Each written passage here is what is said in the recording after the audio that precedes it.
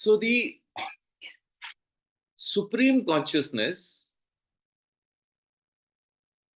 which manifested itself in our times as Bhagwan Sri Satya Sai Baba, is not limited to a form or a body or a name or a place. Okay? The Supreme Consciousness manifests as the inspiration, the thought, the ideas, the intuition, the inner promptings, and to some it also manifests as a form and reveals itself. But it chooses the mechanism that it feels is necessary for us to understand the message of the Supreme Consciousness. Because all of us are in a different state of perception. We are in a different stages of our evolution of being able to receive the message of the one consciousness, the Supreme Consciousness. And therefore, it does not allow our disabilities or our lack of tuning our faculties to come in the way of receiving that communication of the Supreme Consciousness. It will choose a method of communication which is can be recognized by us. So to some, he will call up on the phone. To some, he will reveal itself and talk to them. Okay. To some, it will come as dreams. To some, it will come as visions. To some, it will come as flow of consciousness. To some, it will come as the very state of beingness, which is how I experience it. Okay. And it comes to me as a part of my beingness. And therefore, what comes, it comes with clarity. Earlier, it was a little foggy. And slowly, that fog starts to get lifted. And then you just know that this is what it is. So there is no self doubt. There is no question. There is no doubt. There is no any sort of haziness or lack of clarity. You just know that this is what it is. It's like as you can see me right now sitting here, and as you can hear me talk, there is no doubt in that. So like that, I do not have any doubt in what I receive. And what has happened is, over the years, my sense of perception has been purified so that we can receive it. So that's all. So what I want to say really is that each one to his or her own, each one will be communicated in the way that they are able to relate to, right? Some are able to relate to the form aspect, some are able to relate to the formless aspect, but the Supreme Consciousness knows in which way it needs to relate to us, okay? And that's why it is supreme, because it knows everything. And therefore, why I keep saying, do not get stuck into any particular modality or a form, because we need to all progress beyond that. We need to go take a step forward and go beyond what we are already doing. So therefore, be open and not be caught up in where we are stuck. That's it. If you understand the message from within, then you will receive the essence of what I'm saying. If you receive it from your mind, then the mind will create consternation. It will create some kind of a challenge in us. So as we say, yad bhavam tad bhavati. Whatever is our bhavam, the way we receive it, the way we perceive is the way we receive. That is actually a fundamental law and a reason for our fundamental flaws also. So the communication has always been there. The presence has always been there. It's just that we haven't been particularly aware of this presence. And that is why the whole discussion and dialogue that we've been having from day one is about awareness. How do we keep becoming more and more tuned so that we are aware of this communication, this inner dialogue that actually has been there from time immemorial? It's just that now we are slowly getting tuned to it. We're getting attuned. And this tuning of our changing of our frequency has to happen. And that's why silence is so important, because in silence, you can start, as we say, there's an expression which says that the voice of God is heard in silence. So that's why that meditation, that's why, if you keep chanting and if you keep keeping your mind busy, you'll not hear it, because, it's just going there. So that's why this silence is important. That's why, I shared in the message the morning, one message of Swami Vivekananda, where he says that uh, meditation, even if for a short period of time, you are able to experience silence, that is itself a big meditation. So, how can we start becoming more and more silent? And that silence will come when we are away from doership. If we make ourselves so full of doership from morning to evening, do, right? In that doership, we do not create the space for the beingness to come in, right? And then we are like those robots who are automated and programmed.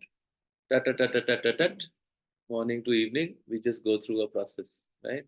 And then we keep saying we don't receive things because we are not allowing time for us to just be.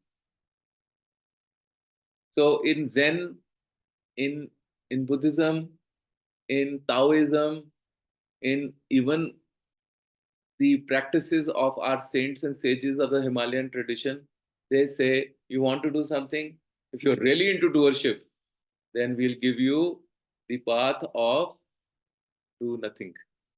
Practice doing nothing. Actually, it is the most difficult thing to do. Just stay for 3 hours every day doing nothing, not touching your phone, not touching YouTube, not touching anything. And let any thoughts that come in your mind, let them come. 3 hours, just clock yourself and just say, I'm going to do nothing.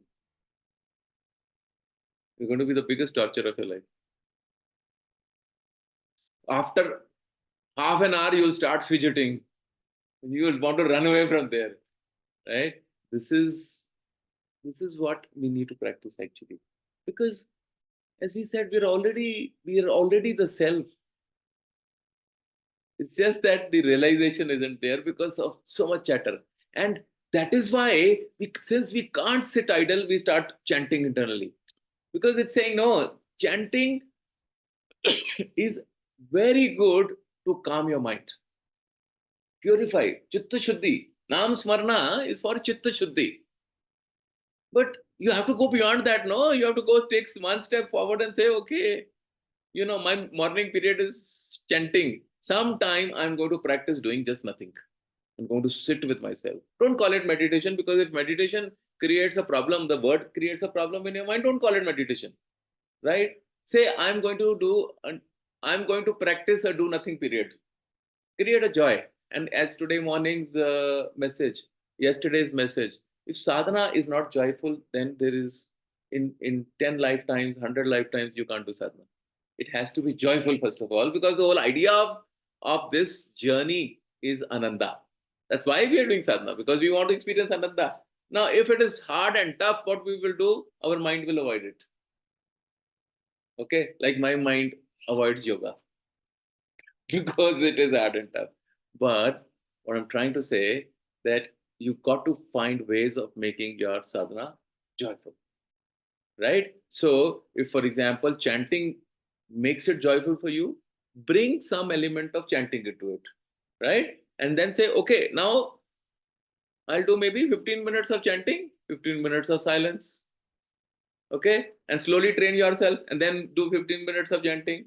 And slowly increase your silence from 15 minutes to 30 minutes. Right? So bring in your own technique. Bring in your own idea. The idea is that we need to start getting more silent. Okay? And so how can you do it? You know best. How can you, like she gave the example of, don't think about this big thing, start throwing a small stone, right? And then walk and catch that stone. Now that stone could be 15 minutes away, 10 minutes away, 10 minutes of silence. Every 10 minutes, I'm going to be silent. I will do something and then I'll go and sit into silence. So slowly you start enjoying it. And the day I tell you, you'll start enjoying this. The first thing is it has to be enjoyable. Whatever you create, create joy in it. Don't create it as a punishment. Right? If it is tough, it is punishment, then you will run away from it. So figure out, no, we are such smart people. Each one of you is so brilliant, intelligent. Then use your intelligence to create a methodology for you which will make it joyful. Motivate yourself. Give yourself some reward. What do we do when you are all parents and grandparents and you have raised children and grandchildren? How do you inspire your children and grandchildren to do something that they don't want to do? What do? You reward them. You give them some kind of an incentive. And you say, okay, well, if you do this, then this is what you do. Right? Your mind also you have to tame. Incentivize it. Right? One YouTube video I will see, once I have done 15 minutes of silence. I will do 2 Hanuman Chalisa, then followed by the time it takes to chant 2 Hanuman Chalisa, I'm going to do that much time I will note and I'll be silent. Okay? And then I'll reward myself after silence by chanting Maru. Yeah, something like that. I'm just trying to give you ideas. But you create your sadhana. You create your methodology of being joyful. Because the end state is joyful. And we know that there is a connection between silence and joy. Because joy is in the soul. It's not in the mind. I'm telling you, you take it written from me. You can write books. You can have a fixed routine throughout your life. You will find joy only as long as you are doing those activities. As long as you're following that routine, only that time. During the day, you will start slipping. Because your mind is used to all that. But your soul has joy. Your antaratma has joy. There is the joy you want. You start with lower forms of joy, which is coming from activities. By doing things, that joy is a very base level of joy. The ananda that the scriptures, the shastras talk about is not what you are experiencing right now. You have to go to that next level of joy. That since we have not tasted, we are very happy with this. I am encouraging you to go for that joy that awaits. So try to take yourself and say, okay, let me move forward. This is my baseline. You've drawn a baseline. From this baseline, let's go to the next step and make it a joyful experience. So, have you got a gist of what I'm saying? Huh? And create your routine, create your process. And then you'll start experiencing the joy that comes from within, the joy that comes without doing anything, the joy that happens without any rhyme or reason, the joy that is not dependent upon you doing something or not doing something. It is in presence, it is in absence, it is in doership, it is in non-doership. It has to transcend everything. Like, we talked about the whole famous story of Hiranyakashipu and, coming of Narasimha avatar. Huh? Neither a man or a woman, neither a man or a beast, neither during day or night, neither inside nor outside, right? I'm saying it should not be dependent on any of this duality, because what is will always be. It does not require any support. See, if I am sitting like this, I need this as a support, right? If I am sitting like this, then I am sitting without support. It doesn't matter to me then whether I am sitting on a comfortable chair, sofa, or I am sitting on the floor, because I am on my own, right? That is the understanding. You're not using anything as supports.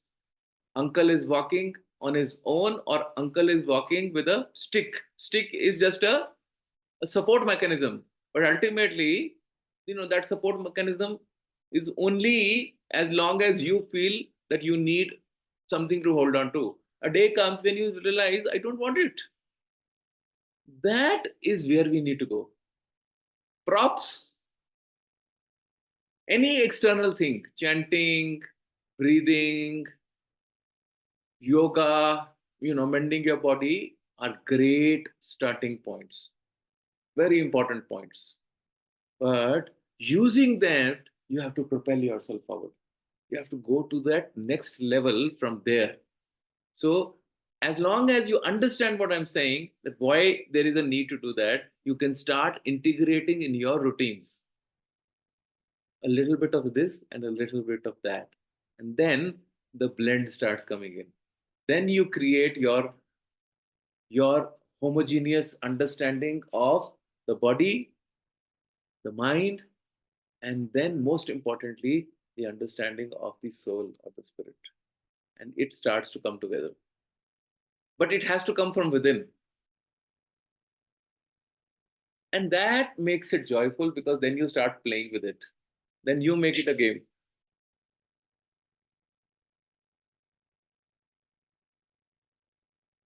What prompted you to do that day what you did? Was this is what you were trying to do?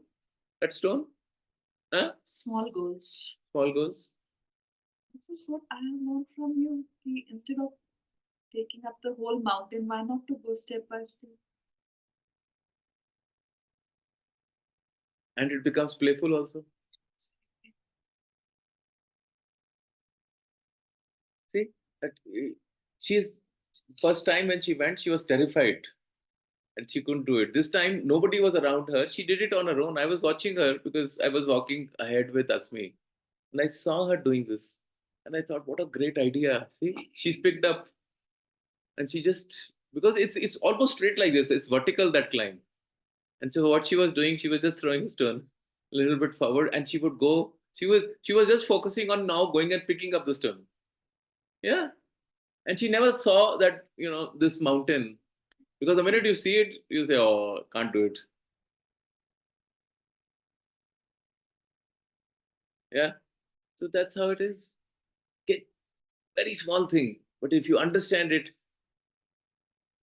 you can walk out of all traps, because essentially all traps are basically in the mind. I learned this thing. I've been astutely observing my master, because as I said, most of our learnings come from observation and not from our listening, because you need a master whom you can observe closely and then do manana, that why does he do what he does. So I learned, especially in the subtle mission, because I went towards the end of his physical mission to see be with in his presence, but I've seen the subtle mission growing by leaps and bounds, and I have realized very beautifully that how it starts. All it starts is with a thought, declaring that thought to everybody, right?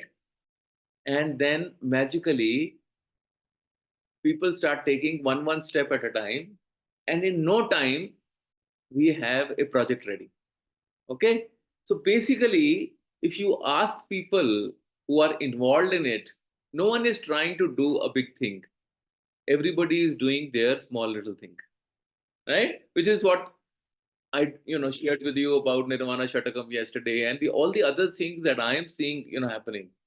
You do not have to actually think of anything as a big project. Even Kailasa, for example, what we are doing today, right now, is contributing towards making it as a reality, because Kailasa is an idea, Kailasa is a thought, Kailasa is the essence of all of us coming together as one family, and that family is coming together in the abode of love. Because of love, we are coming together. That's all. That idea is already taking shape. That idea is becoming stronger by the day, right? And that physical place is an extension of this energy that's coming together. This energy which is manifesting in our hearts, once that becomes absolutely pure and is there, this will start manifesting into the physical reality also, because physicality is always very easy. What is difficult is that the souls have to become pure and they have to start vibrating in that love, because once that happens, the other thing is, see, when man came to the planet Earth for the first time, were their homes already existing? They weren't, no. None of these big beautiful buildings that you see across the world, like the Taj Mahal and the Leaning Tower of Pisa and the Eiffel Tower and all these places, were they created already before man came in? Yeah, all those beautiful gardens, hanging gardens, and all these beautiful, these pyramids, were they already there? No. So what came first? Man came first, right? Man came, and the man got the inspiration, and the man got the energy, and then the man thought of doing it, right? So that's what we're doing. We have the man here. The energy is a little haywire. We're just working on this energy, and once this energy is in place, and this energy starts to combine, you imagine what this energy can do. Sky is the limit. We can actually manifest it anywhere into anything. That's what we are trying to do. So to me, that physical place will come as a logical conclusion of this. That's why in the Kalasa vision, we were very clear. What we are trying to do is to make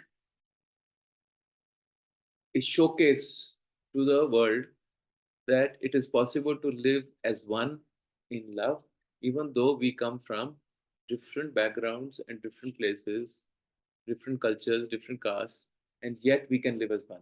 If we can live as one, despite all our differences, which is why the name Kailasa was given by Swami to us, because all the members of Kailasa are so different, right? They are absolutely diametrically opposite, and yet they live together in perfect harmony because of love. And Baba gave the secret there, that if you shout love, then the echo of love will come back to you, because love begets love. The more, if your currency, if you change the currency in which you start transacting, if it becomes love, then only love comes back to you. And we see it, I and Ashaji in the morning, Philippa, we go for a walk. There are people on the path that we meet, because we greet them nicely with love. They wait on the road when you come to give that love back to you. Yeah, isn't it? And there are other walkers also who walk. There are people who've been doing this for many years over there. We see them walk and what the interaction happens. But we see when we go, what shifts. What is it happening? Everybody is waiting to exchange the currency of love, because you've given them some currency of love. When you go back, when you come near them, they want to give you this energy, this currency also. Can you imagine how rich we are? We are starting to already interact in this currency of love. What else do we need? Everything else will happen. That's all. That's, as we keep focusing on this energy, as we keep creating this purified field of love, everything will happen. That's all we need to do. Those who will have resources, those who will want to do things will come and volunteer. Yeah, that's all. No, I'm living a life which is a testimony of that. That it is happening, everything is happening for me because I just give love, and I am with love. Anybody, whatever they have to offer, they are offering, and everything is happening. And that's how, because Sai Baba never had any, single paisa in his pocket, but he has done projects worth billions all across the world. How it has happened? It is not that he had the money, but he had the love, and his love inspired others to come ahead and participate in the projects, isn't it? That's all. That's how the whole world goes. So we keep doing what we're doing, and everybody else will keep doing what they're doing. As long as they are coming together in this bond of love, what has to happen shall happen. Period. This is such a fundamental understanding. But if we can hold on to this understanding, it can open everything for us, including what each one of you have to do in your own paths, in your life, in your career, whatever you have to do. All you have to do is to hold this torch of light, right? And this light is of love. So that's why I say love and light are interchangeable. I say light, I mean love. If I say love, I mean light. It's the same. So this is what we are beginning to now shift in. And love, sir, has the is the complete energy. It's a Puran by itself. It has all the qualities, it has all the wisdom, it has everything already rolled into one. It's like that one, what do you call it, magical pill, in which everything is there, including knowledge of all the universes and all the worlds. Love is such a beautiful thing that it contains everything in it. It's the all completing, all pervasive, all in, yeah, it has sarva guna, right? So it has all the qualities, it has all the gunas, qualities, attributes, everything that you can think of. Huh? And yet there is. That's the beauty. And that is what is definition of God. No, we say who's God? Is all pervasive. Yeah, is omnipresent. So this is what we have to understand. That's why we say love is God, and God is love. That's it.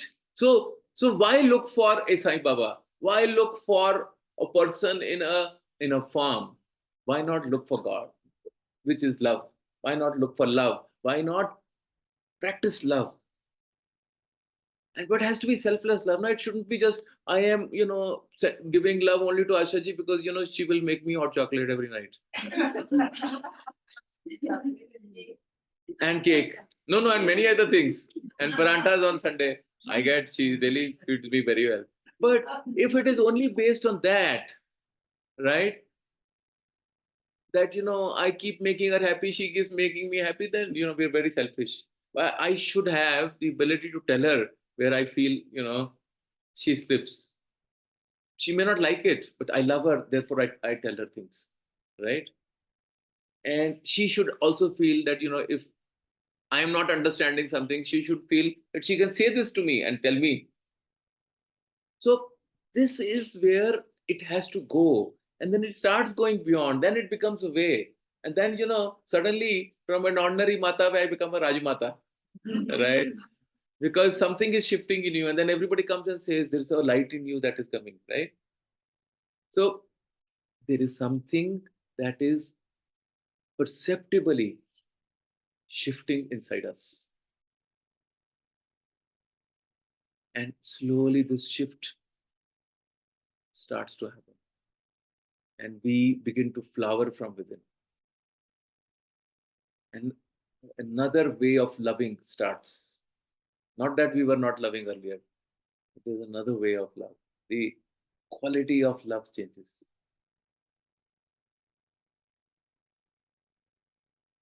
And this is that journey of transformation that we are on.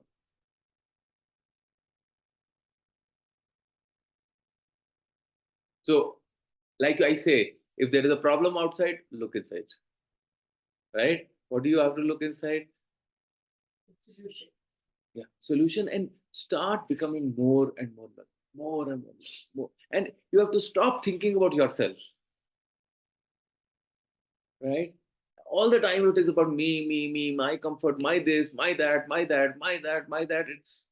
It'll never bring a change. However loving we might be. When everything is perfect, then I'll be very loving to the world. No, it doesn't work like that. It has to be, you have to, at one point of time, you have to ignore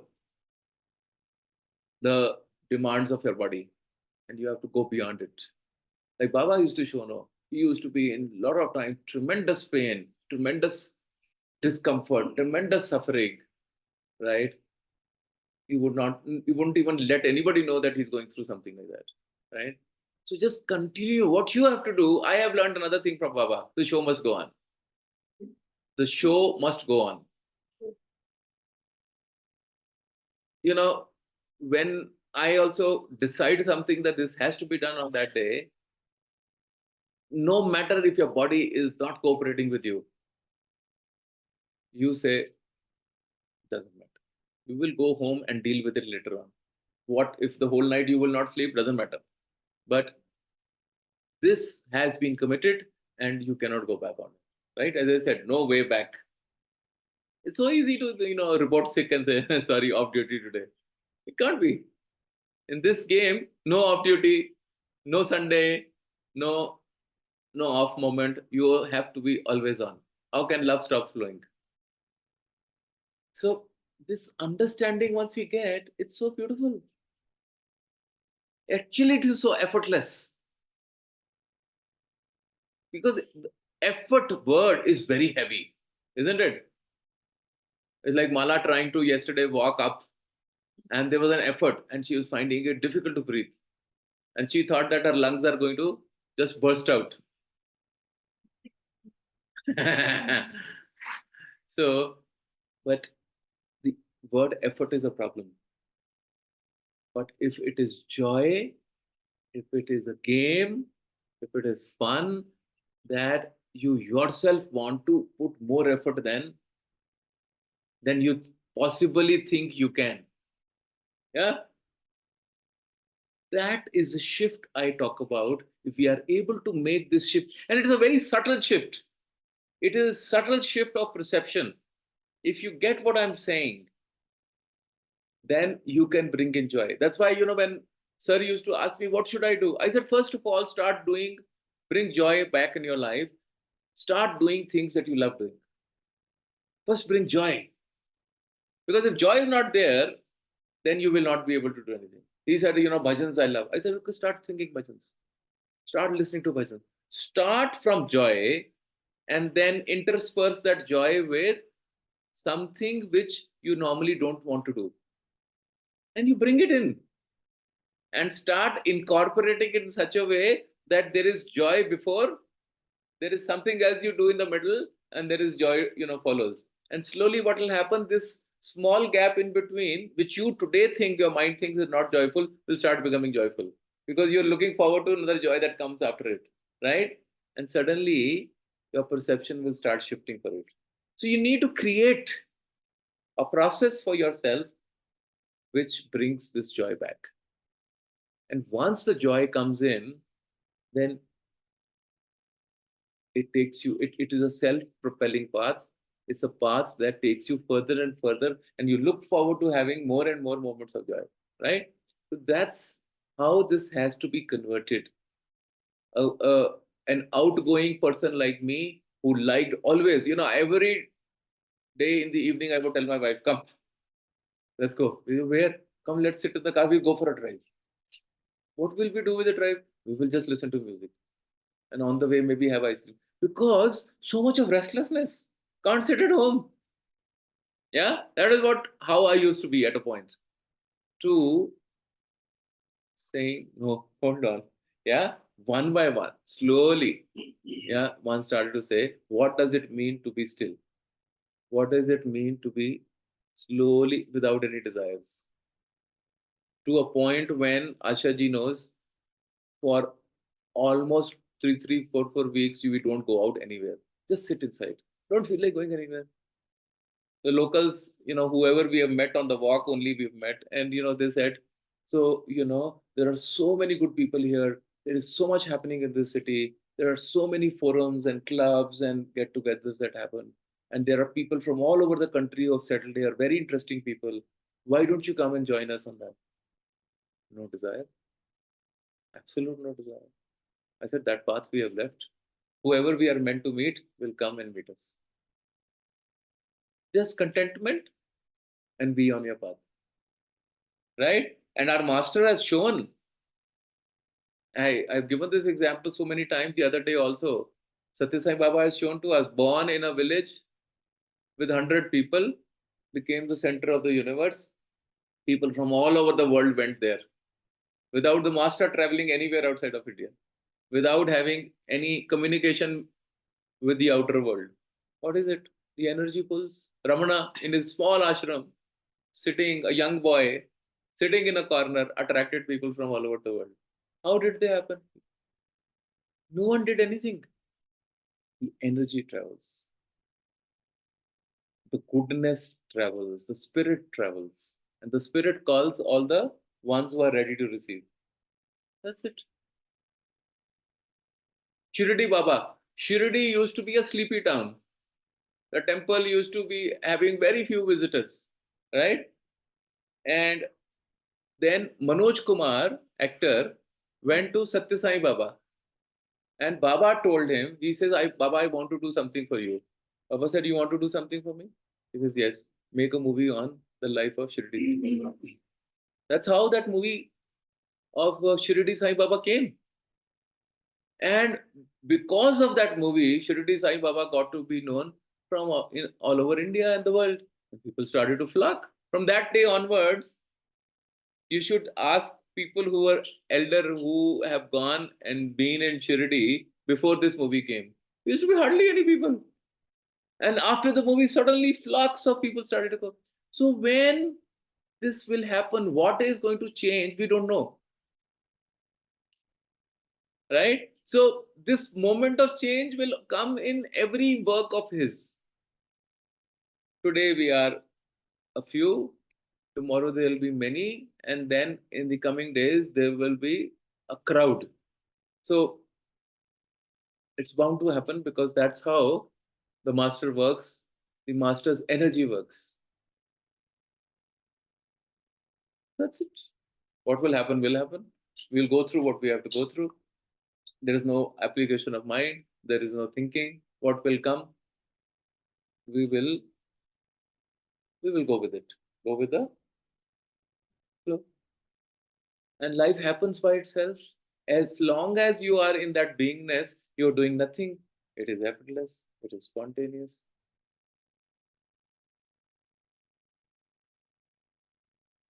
I was thinking the other day that we were uncomfortable that we should actually ask for one bigger car. Okay. But because I had a bad cold the other evening and I went into that, I forgot to call the taxi operator that she should send us a one bigger car. Then yesterday morning at 8 o'clock, he called me up. He said, "Sir, one of the madams, that fair madam who came last time also, I had picked her up. She actually asked for a bigger vehicle, one bigger vehicle today." I said, "Bless her, that she read my mind. I, couldn't remember it." I said, "Yes, please bring one bigger." He wanted my approval to get a bigger car. I said, "Yes, please bring an Innova so that we can all fit in nicely." Yeah. So I'm just saying how consciousness is taking care of everything. Every day, you will see that whatever you are thinking, somebody else is, doing it for you. Are you seeing or not? Every moment, there is somebody else who's already thinking for you. And that's what is love, what is compassion, what is caring for each other. Everybody is there for each other. They can't be. And this is what family is now. Family is not the one which asks for how much property you're going to leave for me and what am I going to get from you. Family is the one which is there present for each other no matter what happens. Even when you're down, even when you're feeling low, there'll be somebody over there who says, I am there for you, don't worry. Come on. That's it. What else? In the morning, we had a question today. It came from Vijay Lakshmi, and this question was that I chant Hanuman Chalisa in the morning, and when I chant Hanuman Chalisa, I'm thinking of Hanuman as a form because the in Hanuman Chalisa, it's all about the form of Hanuman, and but I am experiencing whole day the formlessness. So should I stop chanting Hanuman Chalisa because it is I'm kind of reinforcing the form, and or should I what is it? Am I being confused between the form and the formless? What should I do? I said, look, the the path to formless is from the form. You start with the form and you go to formless. And when you become formless, when you completely understand that God actually reality is formless, but it uses a form to attract us, to talk to us, to tell us something. But once you reach that understanding, not the understanding, the experience that God actually is formless, and the path to the formlessness is through the form, you become indifferent and happy with both. It doesn't make a difference to you. You've understood the reality.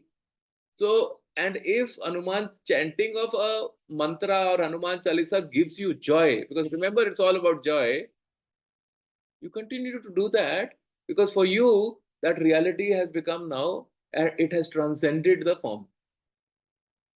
So, form is not a limitation for you. The idea of the form was to take you to formless. But that doesn't mean that I deny the form.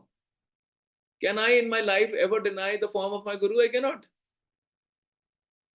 So, as I said, if my guru was standing in front of me in the form, what would I do? I would fall at his feet. There is no question. Even though he's inside me, but if he's also standing outside me, what will I do? I love that form so much. That doesn't mean that makes me that, I have become into duality. But the form is there and form is also being loved. The form does not say that you become formless now, what the hell are you doing here? No. It's my favorite form, right? So, but I understand and I experience the reality of that form inside me all the time. But that doesn't mean that I can deny that it is not outside. Because remember, it is Prajnanam Brahma. Everything is Brahman. Tattvamasi. That is also everywhere. So, but I have understood that it is everywhere. Therefore, I am honoring this also. So when I'm chanting Hanuman Chalisa with this consciousness, the Hanuman is in me, the Hanuman is everywhere, it's in that form also. I do not deny that it cannot be now in the form, it has to be only inside me. That will be childish of me. Hey Lord, oh my Sai, oh my Hanuman, you are, oh Christ, you are in her, in her, in her, in this, and even in that photograph, and even hanging like this on a cross, it's all you only. Even in me, you only reside. That is it. That's that state. That is where all likes and dislikes will end. That is where all hatred and all this thing will end. That is where everything comes into as oneness and in that love that we talk about. And that is all that we are saying is all this experience is about, is oneness. And where all formulas end, where all techniques end, all techniques, all methodologies that everybody has used was only to come here. Once you've used there, please burn out all those techniques and formulas. Because then you're already there. You've experienced the pinnacle of your of your experience. What is it? I am that one consciousness. Then whatever tools you have used, that oxygen mask that you have carried, the mules you have carried, the guide, that Sherpa who came with you, all that knowledge and all that, this yoga, this siddhi, all that you've done, throw them all and burn them and, let them go and say, yeah, I've reached. Thank you for bringing me here, but now I don't need anything. I am released. I am one. That is freedom. That is what I mean. Burn the ladder behind, because you've reached there. We were getting into this trap